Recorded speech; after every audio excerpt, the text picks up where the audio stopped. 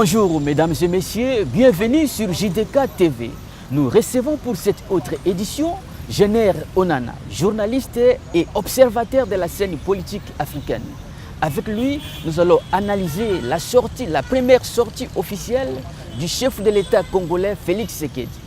Jenner, bonjour. Bonjour monsieur Mbenga. Première étape, c'était en Angola.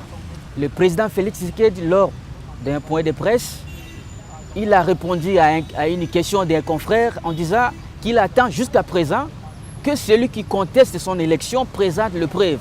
Est-ce que ce n'est pas une façon de défendre sa légitimité au niveau sous-régional? En partie, on peut considérer que c'est une façon de défendre sa légitimité au niveau sous-régional. Mais il faut déjà dire que le président Tshisekedi était président légal et légitime. Mais là, on doit lire plutôt cette sortie sur le prisme de la recherche et du dialogue. Vous savez que M. Tshisekedi, le président nouvellement élu de la République démocratique du Congo, a déjà mis sur pied les balises d'un dialogue. Il a commencé avec le président sortant, M. Kabila, oui, avec qui ils entretiennent, n'est-ce pas, des excellentes relations. Et pour l'instant, il tend la main au candidat déchu, Fayoulou. Il faut voir ça dans ce prisme-là. Il s'agit, n'est-ce pas, d'une ouverture, d'une recherche de dialogue. Et lorsque le président Tshisekedi demande à ce que le candidat déchu présente des preuves, il sait pertinemment que Fayoulou n'a pas ses preuves. C'est pourquoi il demande de façon ouverte que M. Fayoulou puisse présenter des preuves. Et il le fait où? En Angola. Et vous savez qu'en Angola, il y a une forte communauté congolaise qui y réside. Donc il voulait mettre les gens devant des faits accomplis pour leur dire alors je suis le président légitime et le président légalement élu. Et je pense que ce qu'on a salué dans cette sortie de M. Félix Tshisekedi, c'est surtout la transition démocratique qui s'est passée au Congo. Beaucoup d'années après, vous savez que le Congo n'a jamais connu une transition pacifique. Lors de son investiture, il n'y avait qu'un seul président, Uhuru Kenyatta.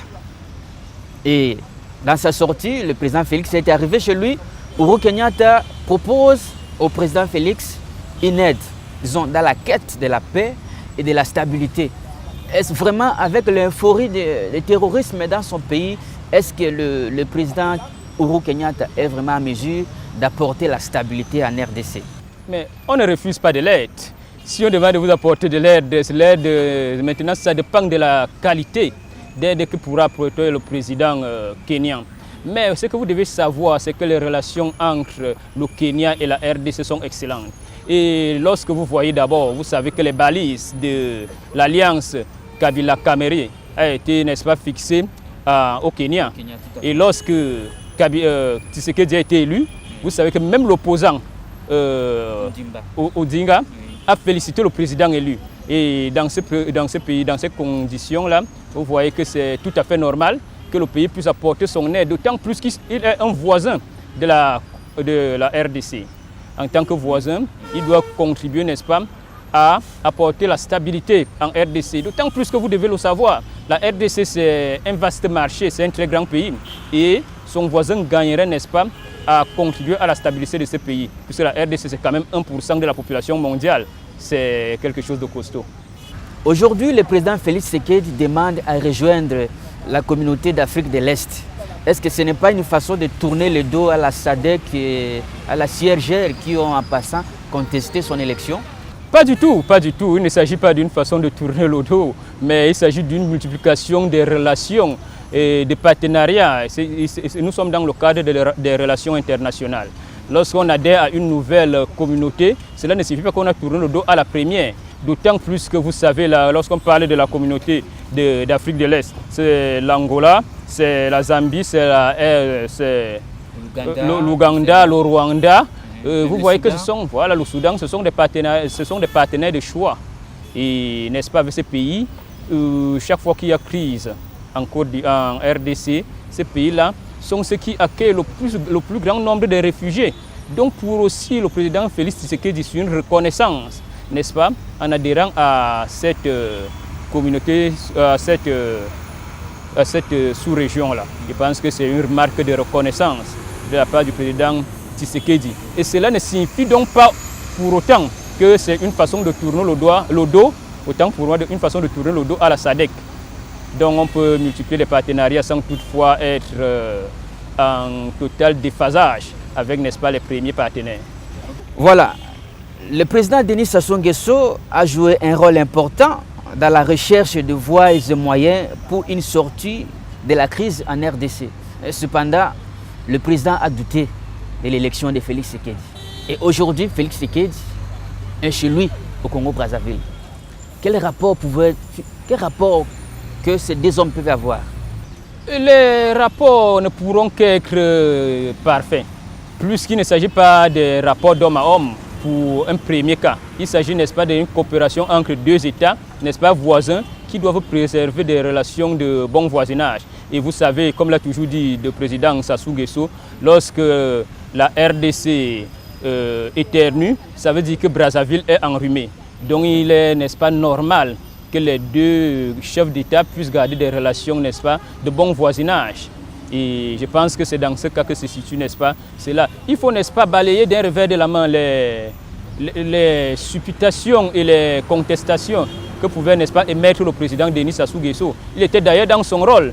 Il s'agit, n'est-ce pas, du jeu politique. Maintenant que l'institution habilitée, n'est-ce pas, à proclamer les résultats, a donné son verdict, vous avez vu comment le président s'est rangé. C'est, n'est-ce pas, à ce niveau que vous devez lire la grandeur de l'homme. Les Africains doivent apprendre à respecter les décisions des institutions. Lorsque la CENI a donné le verdict des résultats, Denis Sassou Nguesso ne sait pas.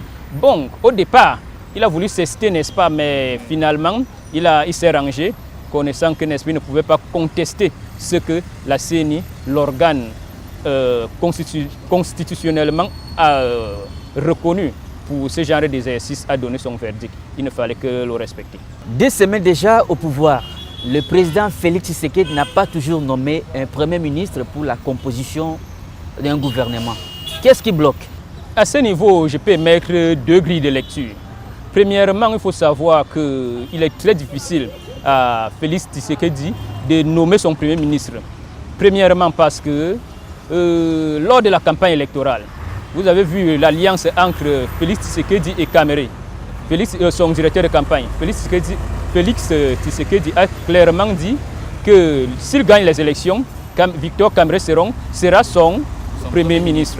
Et maintenant, on se trouve dans une position où il a signé d'autres alliances. Et avec le jeu, n'est-ce pas, en RDC, où le Premier ministre doit être issu de la majorité à l'Assemblée nationale et au Sénat, je pense bien, la majorité parlementaire, disons ça comme ça, la tâche devient un peu plus compliquée.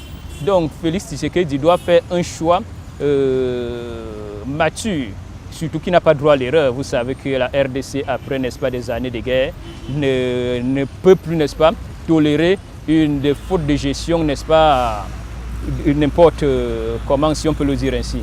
Donc la nomination du Premier ministre, si ça prend du temps, je pense que c'est de bonne guerre et que le moment venu, il pourra nommer un Premier ministre, n'est-ce pas, issu de la majorité, qui ferait l'unanimité de tous les Congolais. Le président Félix Tshisekedi doit faire un choix mature. Jenner, merci.